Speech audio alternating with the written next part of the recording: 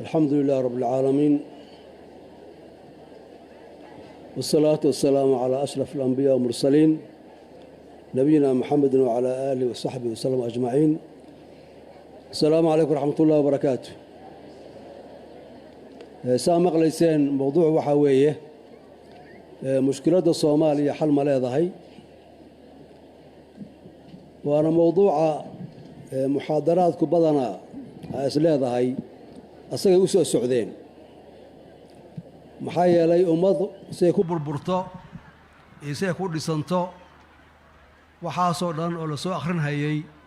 وحلو لجى إذا المشكلة دي إن جارهان صوماليات أن فهمنا وحلوه له ووحي بربورية اللي فهمه سيدي لو توصل لها اللي فهمه مركي أنت مذاكرة أن كشة كينا إنه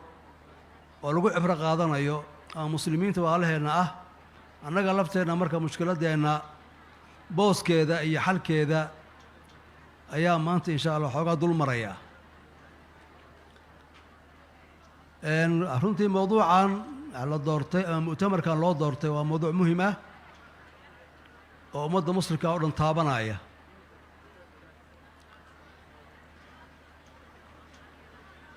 عنكم بالله يا سؤاله محل ولا جيدا مشكلة الصومالية مشكلة الصومالية حل ملاذة ما أنت دي بدن بان هايستا مشكلة فقري باجرتا مشكلة تهريب أيها جرتا قبليات باجرتا فرقليش شيء جرتا خلافات كلا نوعها جرا مركا مشكلة دا حتى برعبادات باجرا لمن كانت قاليسين يوم لنا يا جرا مركا مشكلة الصومالي أو الشيء سؤال اللي سكوي دي واته سأنا فهمي وحوية بربركي دولة نبض الصوماليات وأساس كمشكلة دا مد أوين أبلوتشي ده مشكلة الصوماليات بربركي دولة الصوماليات كلاقي مد الصوماليات كلا تجمع مد الصوماليات أي لوجي ده أيضا أنا وحان أردن الشيء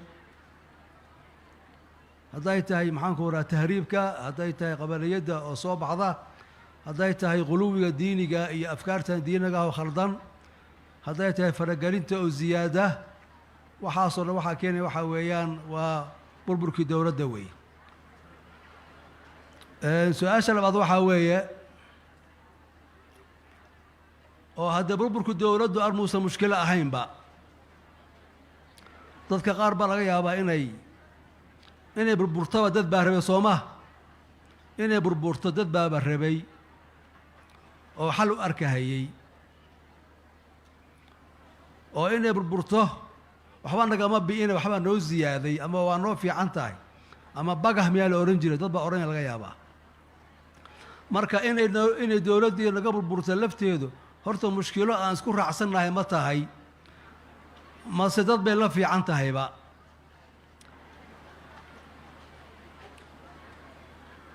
مركا إني ببرتاح في عنا بقهرليين محايا لي محايا نو هيسي دين في عنا ما هينين ما عمل دولة في عنا ما هيسن هينين لب إسكا أهيد ما كانوا لب كاسو نضافة ومضوا كرنا سطو أرمي إسكا في عنا يذبا مركا درين كاس الله يلاه هابل برتو هرتو وادرين جري لكن وحلو بدنا إن لا فيلا هي إن واحد في عن بدلي دونان وبوسك قالي دونان بالله بدنا وحنا ملاحظين يا مدام برجاس أن اللي يراها ومارد واحد عينا أنكور قبي درين إن مستقبل كأن لأدرسين وحالة تاجن لا عاطفة ودارين لقوا يقارن الصومالي ذا إلى هذا نجرة مركب ما أنتي سال ببرسي زي دولة إنه ببرسي ضد بدن أقوياء ضد بدن حتى الدعاة علماء هي غير كذبة أي لفي عنايد إن وحاصل عام بلفي عنا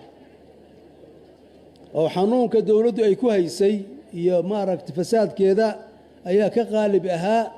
إن la odoroso oo isha lagu hayo talo maxaa ka dambayn doona marka caadifada iyo inaan mustaqbalka la odorosin iyo in xaaladda taagan lala ficiloodo cudur aan leenahay weeye haddaanahay Soomaali ilaa haddana waa uu jiraa dadkuna badana ayaga wax badan yaqaana ayay ku liitaan dhanka inay mustaqbalka odorosaan oo ka baqaan waxa imaan doona markaas dareenkeennii baan dib u xusuustaa in dib weyn dhacayna lama ahayn in waxaanu xataa na dhaafaan dadka qaarkood way taageersanaayeen laakiin maxaa ka dambeeyey waxay muujinaysaa odorosiddu inaysan saxnayn bay muujinaysaa laakiin si runtaa waxa weeyaan inay ka dartay inay dhibaatadii dhacday burburkii dowladdu ayadoo dhibka ay haysay iyo dhibka ay ummadda ku haysay iyo khaladka ay ku jirtay diini ahaan iyo dowlad ahaanba markay burburtay wixii ka dhacay baa ka sii daray maxaa yeelay ummaddii Soomaaliyeed meeshii yarta ahayd oo ay fadhiyeen ama ogxantii ay u taallay ama isku weheshanayeen isku waardiyeynayeen ayaa meesha ka baxday waxaana soo baxday ceebteena soo baxday waa tii la islaayay waa tii amni la waayay waa tii gaajo loo la'day waa tii dibadda loo qaxay ilaa hadda socota qaxi uu socdaa markii dowladdaas ay jirtay sida la ahaa haba la iska liito dhan kaste sida la ahaa ayaa ka fiicnayd sidii kadib la noqday maxaa yeelay ceebteena soo baxday oo qofkii Soomaaliga ah bahdelan ayaa banaanka lagu arko gacanta horsanaya gabdhaheennii baa lagu kufsaday maxaan ku qoraa saxarooyinka saxrada iyo laba deegaanka u dhaxeeya Suudaan iyo Liibaan iyo meelahaas badda ayaa lagu baaba'ay ilaa haddayna socotaa marka in meeshaas yarta la joogo oo duruufta adkaato laakiin in xoogaa la isweheshado oo qofka Soomaaliga ah uu la joogo Soomaalidiisa kale oo wiilkii xumaan lahaa ama gabadhii xumaan lahayd ay waalidkeedii qabiilkeeda la joogto xishooto ayaa noo roonayd laakiin maanta markii dibadda la aaday oo wada joogii iyo maaragtay dadkii isiqaanay ay kala lumeen dad badan baa soo baxay aan xishoonaynin oo qurun sheegaya oo maaragtay isqaawinaya marka dadka noocaas waxaa sameynaya haddii ay Soomaali dhex joogi lahaayeen taqriiban waa la qaban lahaa ama way xishoon lahaayeen ama fartaa lagu fiiqi lahaa su-aasha kale waxay tahay mushkiladii way dhacday inay mushkilo ahaydna waa garanay waa sax talow xal ma leedahay waana su-aasha mawduuca jawaabtii iyo kooban waxa weeyaan waa bishaare xal waa leedahay weeye oo maxaa ku tiri waxaan ku idhi qowlii maaragtay nabigu sal alla alay wasalam oo noo bishaaraynaya oo odhanaya maa anzala allahu daa'an ilaa anzala lahu dawaan ilaahi subxaana wa tacaala ma soo dejin cudur ilaa wuxuu soo dejiyey daawadiisa cudurkaasi dabcan amraadda badaniga baa hadda loo jeeda laakiin waxaa soo gelaya wax kastoo dhibaataha dhaca asbaab bay leedahay cilaajna way leedahay way baa loo jeedaa marka wixii nagu dhacay oo cudurka ijtimaaciga ah oo siyaasiga ah waa cudur laakiin daawo leeyahay qad jacala allahu likulli shayin sababan وقوله تعالى إن الله لا يغير ما بقوم حتى يغيروا ما بأنفسهم أيضا وحويا وبشارة كلوي ونو موجinaysa wali inaan chance leenahay oo hadii shalay anaga waxaysana intaan xumaanay wixii la ka qaaday in hadda wixii loo soo celin karo hadii aan fiicnaano weeyaa in ahsantum li anfusikum wa in asa'tum falaha oo kala weeyaa waxaa kaloo daliil u ah oo muujinaya inaan rajo leenahay wax marna soo maray in la soo celiyo waa shay dhici kara weeyaan waana qaanuun ijtimaaci ah wixii mar jiray oo la sameeyey in mar kale la sameeyaa waa macquul weeye marka mar baan jirnay dowlad baan ahayn waa isku duubnayn xoogaa waa roonayn war mar kale ma samayn karnaa jawaabtu waa haa waxaa kaloo rajo ah maaragtay dowlado kala jira oo nooceena oo kala ah ama ahaa oo burbur soo maray oo qabyaalad soo maray oo annaga ka badan islaayay haddana way ka baxeen marka lafteenu inaan ka bixi karno baa laga fahmayaa marka jawaabtii kooban mushkiladda Soomaaliyeed xal ma leedahay waa haa rajo ma leenahay waa leenahay waxaan u daliintii aan sheegay su-aasha kale marka waxaa weeye hadday saas tahay oy xal leedahay talow xalkaas sidee loo qaban karaa qabashadiisu ana aragtideeda weeye shuruudda ay leedahay iyo madkhalka ay leedahay ayaan tilmaamayaa 5 shardi ama 5 siyood ayaan ku soo koobay kow mushkiladda xalinteeda inay u istaagaan dadkeeda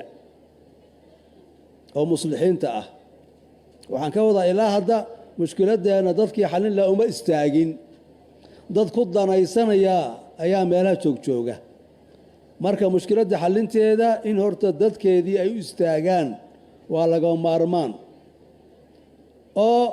almuslixuun ay istaagaanoo meesha laga saaro almaslaxiyiin dad maslaxiyiin ayaa hadda carada jooga laakiin dad muslixiin ay weli shaqada uma istaagin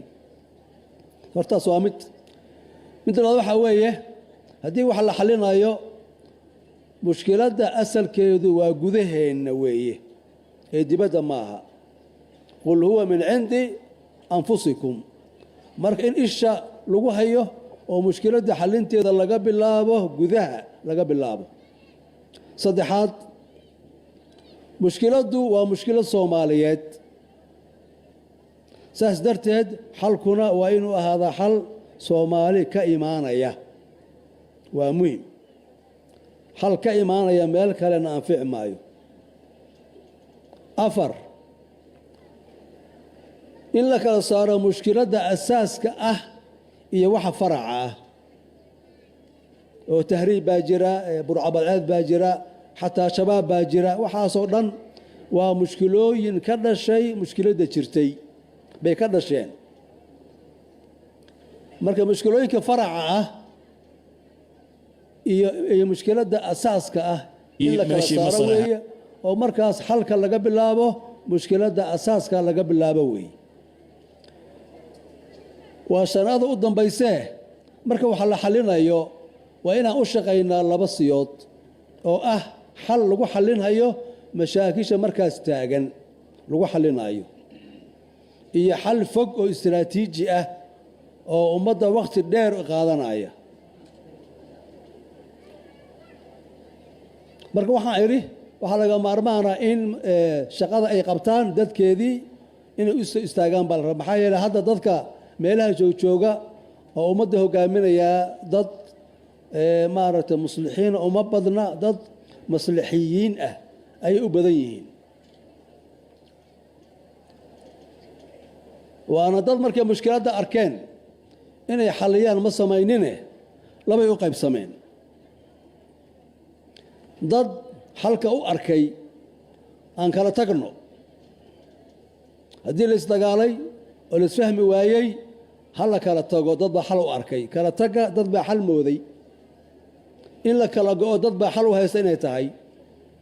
inuu walaalihiisa ka cararo qof baa xal moodahaya marka qofka noocaas waa inuu ogaadaa haddii jirku uu kala cararo oo gacantu cararto oo lugtu cararto xaggee aadaysaa lugtii gooday maxaa la odhan jiray man fasala ama maa ubiina can xayin fahuwa mayit waxa nool wixii ka go'aahay mayid bay noqonayaan ama waa la aasayaa ama hadday yani caymo leedahay mid kale oo meella ayaa isticmaalayo waxaa loo isticmaalayaa sper parties baa loo isticmaalaya marka haggaa go'did oo meel aadid haddaad caymo leedahana waa lagu qaadanayaa haddaad bad leedahay haddaad xoogaa intifaac leedahay qolo kaloo yaaban ayaa ku qaadanaya oo kaa faa'iidaysanaya waa sida maaragtay qofka dhimanaya haddii ishu caymo leedahay ama beerku caymo leeyahay qolaa qaadanaysa moogta oo ka faa'iidaysanaysa marka waxaa noqonaysaa sper parties baa noqonaysaa ama waa dhimanaysaa meyd baa noqonaysaa waa lagu aasaaya marka kala tagu xal ma aha kuwaas waa qolo kale waxay yidhahdaan kala tegi maynee waa wada joogaynaa laakiin waxa weeyaan dad aan qorsho lahayn oo qorsho saxa lahayn oo ku wada jooga inaysan wada joogin ii tali kuu talin maayo aan kuu taliyo kaa yeeli maayo aan wada joogno wada joogi mayno aan kala tagno kala tegi mayno war noocaasoo aan dhammaanaynin ayaa hadda lagu wada joogaa dowladda soomaaliyeed marka walidaalika ayagoo israbin ayaa waxay samaysteen nidaam nin kasta uu meel ku dhagahayo neef uu nin haysto seynta midna uu lugta haysto midna hoggaankii hayo oo aan dhaqaaqi karin ayay dowladdii ummaddii noqotay maxaa yeele dad aan heshiis ahayn baa waxaa la iskugu daray markaasa waxaa ka dhacday aan isla qabsanno macnaa aan isla qabanno maaha dowladda iyo maamulka aan isla qabanno maaha ee waxa weeye aan isku qabsanno aan isla qabanno maaha aan isku qabsanno ama ku qabso ku qadimayside waxa noocaas weeye marka dowladdeennii walidaalika marka waxaa meeshii oo dhan isku qabsaday oo isku haysta oo ka dhex shaqaynaya oo maaragtay dowladdii ummaddii ka socon la'dahay 3 mushkilo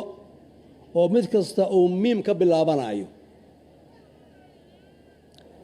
mid waxa weeyaan siyaasi manaaficayste ah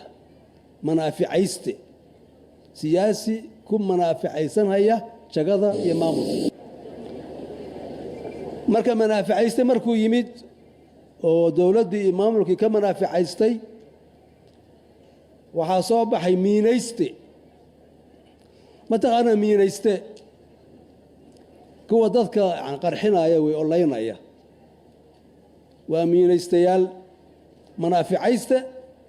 siyaasi manaaficayste ah iyo mid ummadda qarxinaya oo miinayste ah iyo mid la yidhaaho mooshinayste mooshin ku shaqaysanaya waxbaan ridahayaa waxbaan keenayaa manaaficayste iyo miinayste iyo mooshinayste marka jawiga noocaasa ayaa wuxuu keenay dal aan meelna u soconin buu keenay oo iska magac ah oo iska magac u yaal ah marka xalka wuxuu yahay marka waxaa weeyaan in ay xalka u istaagaan dadkii mudnaa baan ku bilaabay oo muslixiinta ah oo dadka muslixiyiinta meesha ay ka baxaan gaar ahaan dadka culummada ducaadda ah waa inay kaalintooda qaataan ummadda inteeda badani khayrka way rabaan inta badani waa khayr jecle khayr doone khayr rabe aamusan weeye oo haddii khayrku yimaadana alxamdu lilaahi rabbi alcaalamiin hadduusan imaaninna hadda maxaan samayn karaa buu ku leeyahay in khayrkii iyo diyaarsan loo keeno ayuu iska rabaa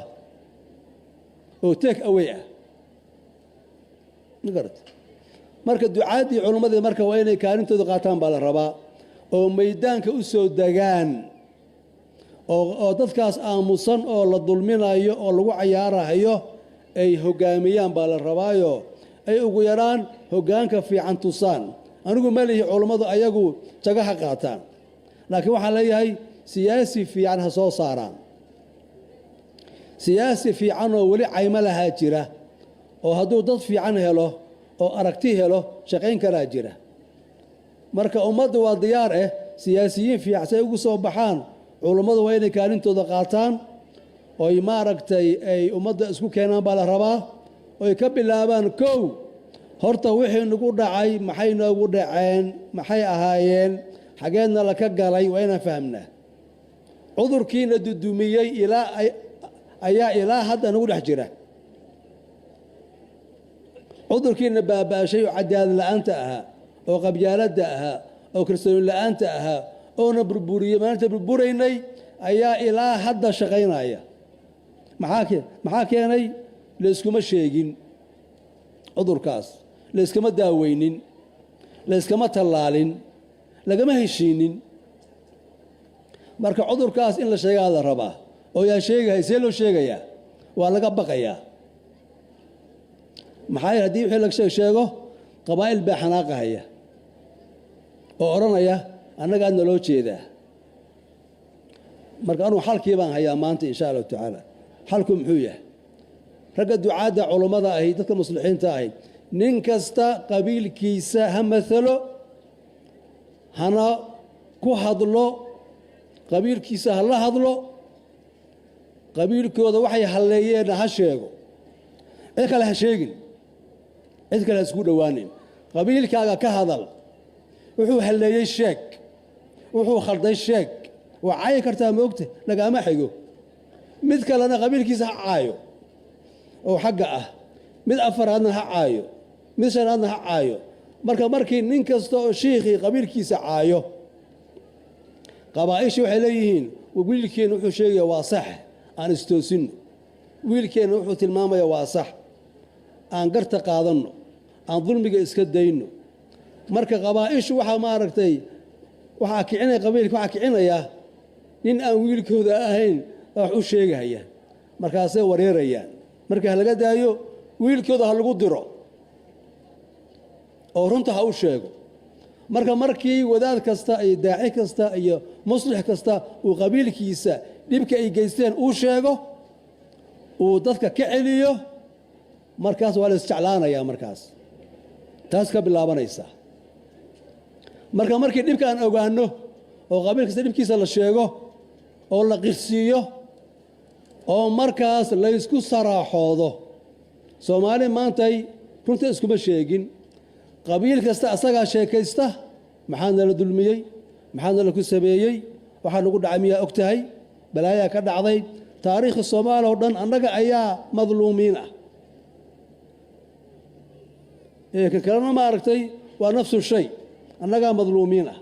kan kalena waa sidoo kale cid oranaysa aniga waxaleeyay ma maqlaysid cid kasta ayada waa maartay dib loo geystay saxna maaha marka runta la sheego cid kastana waxay geysatay ayada sheey kartay shiikheedu iyo wadaadkeedu iyo daacigeedu ha sheego markaas la isku musaaraxoonaya markii la isku musaaraxoodana waa la musaalaxoonaya al musaaraxa thumma al musalaha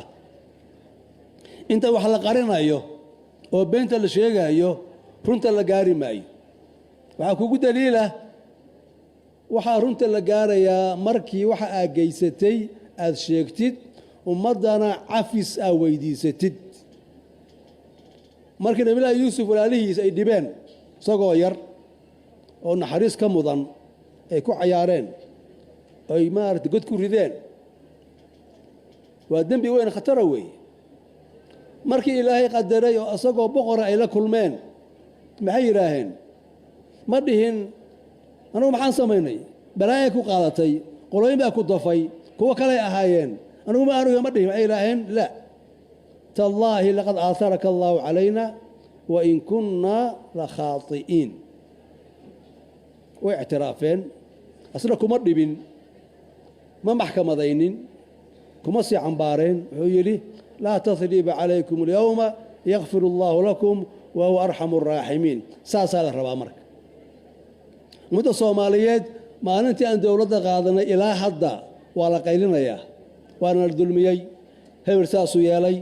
ساسال سميي هي البعنتوغي هي البالقي هي الباولقاتي سو قرم يسيد شو يشاننا جواب ما لها وردتكم ما هذلان ما runta sheegan dhacdooyinkii dhacay ciidan baa la leeyay jaziira meel dad ugu baabashay xaga wax ka dhaceen culumma maxaan ku rahaa la laayay dhacdooyinkii waaweynaa oo maaragtay soo maray in laga run sheegaa la rabaayo lees cafiyaa la rabaa siyaabo dadka siyaasiyiinta oo jogooyinka waaweyn hayay oo maxallu tuhumada ah inay isbariyeen baa la rabaa oo ummad ay yiraahaan waxbaan sameeyay hadii jiraan hal ay cafiyo ama in kasto aan jagahay waxa ma sameeynin ma yahu yaa la tuhmin ay yiraah qof baa loo baahan yahay marka in la musaaraxoodo oo la iscafiyo oo markaas la dhisto nidaam كردسان كالسوني أو ليسلق قبانايا أن ليسكو قبسانينين markaasuu imaanaya laakiin hadda waxa weeyaan madaxweynaha nin baa ku dhagan midkaana mid kale ku dhagan kana nin kale ku dhagan oo maxay kala yihiin qabaa'ishii isdagaalay ayaa is haysto oo loo qaybiyay geedda oo qol kasta waxa la yiri waxa socda meel kaga dhig baa lagu leeyahay marka ma aragtay hashii maandeeq la oran jiray miyaa ma garanayo ayaa ninba meel ku dhagan yahay ma daaqayso biyo ma cabayso baad ma cunayso miyay noolaanaysaa waa baktinaysaa soo garamaysid marka nidaam kalsooni leh oo dad heshiiye ay dhisteen waa kuu kalsoonahay adigu noo hay war maya adigu ila qabo war niga ma iga daysid waayo kula qabanayaa saasaa la rabaa markaasay imaanaysaa laakiin dad iswaardiyeynaya oo isha isku haya oo maaragtay isxasdahaya dadka meel ma gaarayaan markii la heshiiyo nidaam lagu kalsoon yahay baa dhismaya markii la helo nidaam dhisana istiqraar baa la helayaa amni baa la helayaa kadibna tanmiya ayaa la helayaa intaasuu noo jiraa fiiriya annagoo iska musaaraxoona annagoo ismusaalaxayna iscafina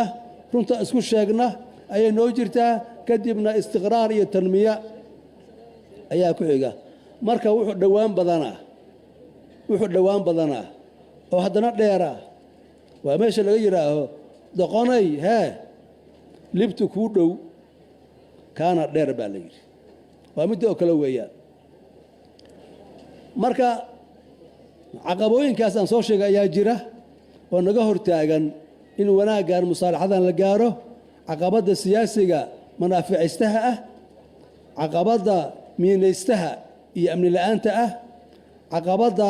mooshinaystaha ah talow say u kala daran yihiin aduu isku miisaan saa rabtid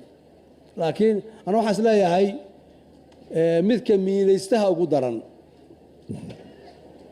way jirtaa waa laga horreeyey oo dalka siyaasi khariban ayaa dulka burburiyey oo dowlad la'aanta keenay oo jaaniska siiya burcadbadeedka tahriibka faqriga qabyaaladda iyo kuwan dadka laynay waxaasoo dhan waxay ka dhasheen siyaasi fashilmay ayaa keenay waa sax laakiin waa la cayman lahaa oo siyaasiga xun waa la iska qaban lahaaye fursaddii amniga iyo isku imaatinka iyo xiwaaraadka iyo niqaashaadka iyo isu socodkoo dhan waxaa diidan miinaystaa diidan jaaniskii ummadda wax loo qaban lahaa miinaystaa diidan kan amniga baabi'inaya ayaa wuxuu diidan yahay in ummaddii la caymiyuu diidan yahay markaan waxaan ka bilaabi lahaa miinaystaha ugu daran ilaa hadda say ila tahay marka miinaystahaas iyo manaaficaystahaas iyo mooshinaystahaas loo xayiran yahay dalka haddaan laga qabanin oo culummadu aysan tadxiyo samayn iyo ducaad iyo dadka muslixiinta ahi ana waxaan ka baqayaa laba shay ka baqayaa mid waxaa weeye markii dalka laga quusto oo amni la waayo oo nolol la waayo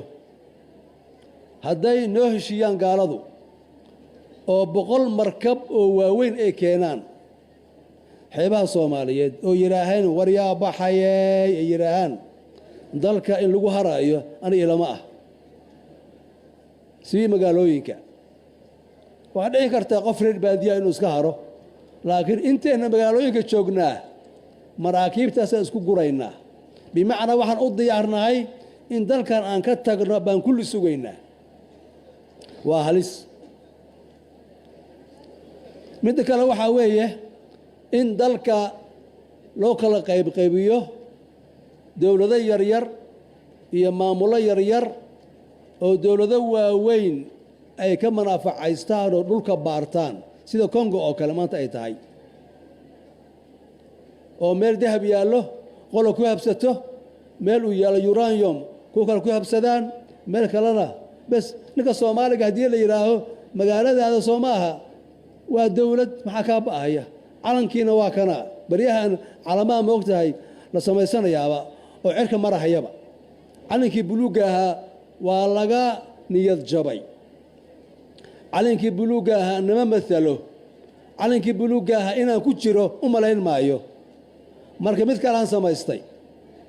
federaalka lagu bilaabay walba 5 iyo 6 kala qaataa la yiri federaalkii waan anfici waayay maanta qabiil buu maraya calankii marka haday gaar loo heshiiso oo yiraahaan tuule hebel dahab baa lagu sheegay iyo degme hebel maxaan sameeynaa dawlad baan ka dhigaynaaba waa ictiraafaynaa la diidi maayo Soomaali ma diidayso waa arki doontaa ilaa naguma keenay nin degmadiisa raba inay ahaato dawlad Soomaalida kale meesha ka baxaan dawlad buu noqonayaa gaala waardiyeynaysa calan buu taaganayaa aynaboor baa loo sameynayaa dekad baa loo sameynayaa dahabna waa laga guranayaa inta u waaweyna waa la aluushayaa wassalaamu calaykum waa dhici kartaa waana wax hadda muuqda weeye in dawladaha qaarkood ay la saaxiibayaan ama la heshiinayaan maamulada qaarkood ay soo jarahayaan oo ku xirnaantoodii ummadda inteeda kale laga soo jarahayo oo meelo kale loo gacan haatinayo oo la leeyahay waxa uga baahan tahay marka dalka in laga qaxo oo maraakiib laga raacana halis baa loo yahay in laga dhigo meelo la kala maamusho oo dahab iyo uranium iyo batrool laga qotana ayadana maartay halis baa loo yahay Allah subhanahu wa ta'ala naguma keenay marka waxaan leeyahay dadka muslixiinta ah oo culimada ah oo ducaada ah ha ka gaaraan dalka oo shacabka tirada badan oo wanaaga jecel oo wanaaga raba oo dalkooda raba oo diintooda raba oo inay joogaan raba oo kuwa qixinaya ay yihiin nin miilaysta holaynaya iyo nin siyaasi oo ku manafacaysanaya ummadda laga qabto oo ummadda badan in la hogaamiyo rabtaa loo soo saaro siyaasi fiican loo soo saaro oo caymiya ayaa ummadda kale ku filan marka ummaddiina waa diyaar baan u isleeyahay ummaddu khayrkay rabaane ciddii hogaamin lahayd ayay la'yihiin waxaa hor fadhiya nin ku diraya Soomaalida kale baa hor fadhiya si asagu u jiro oo maamulkiisu u jiro ayuu wuxuu raadinayaa mamarsiyo ah oo la hebel baa cadowgiina ah iska jira magaalo hebel iska ilaaliya xaqiini aniga keeni doona isuga buu leeyahay marka ninka noocaas oo kale ah in ummadda laga hor wareejiyo oo runtiisa ummadda loo sheegaa la rabaayo ummadda kale la isku xiro in shacabka la isku xiro in shacabka loo kala sheekeynayo wanaagiisa la isku sheego in isjaceylkooda la abuura la rabaa in shacabka la kala qoqobahayo la kala maaragtay wixii isjeclaan lahaa loo sheegaa la rabaa dad baa ku dhisan maanta say u jiraan ayay been u sheegahayaan say u jiraan bay ummadda kala dilahayaan taariikh xun bay sheegayaan wanaagga ma sheegahayaan haddii la isdagaalo waa jirtaa soo lama heshiinin soo lama kala guursanin soo lama mushtarin soo laysma yaqaano waxa wanaagga la sheegi maaye wixii ummadda kala geyn lahaa buu sheegayaa si asaga meesha loogu fadhiyo oo asaga loo sugo asaguna waa danaysanayaa inta uu haysto ku xiri maayo Soomaalida kale meel kale uu ku xirahayaa wadamo kale uu ammaanahayaa meel kale uu la aadahayaa marka inuu intaan goostuu rabaa ay ku qaraabtuu rabaa marka ummadda in laga soo gaaro oo laga xoreeyo maaragtay manaaficayste iyo miinayste iyo mooshinayste ayaa noo taalla waddaduna waxaa weeye runta la sheego la isku musaaraxoodo la musaalaxoodo la iscafiyo la dhisto nidaam lagu kalsoon yahay dad lagu kalsoon yahayna ay noo maamulaan oo markaa la helo istiqraar la helo tanmiya la helo markaas la horumaro insha Allah taala Allah nasiyo subhanahu wa taala dhibka Allah naga qaado culayska Allah naga qaado tafaraaruqa iyo khilaafka Allah naga qaado subhanahu wa taala kulan iyo isfaham iyo quluub wanaagsan iyo maxabo Allah nasiyo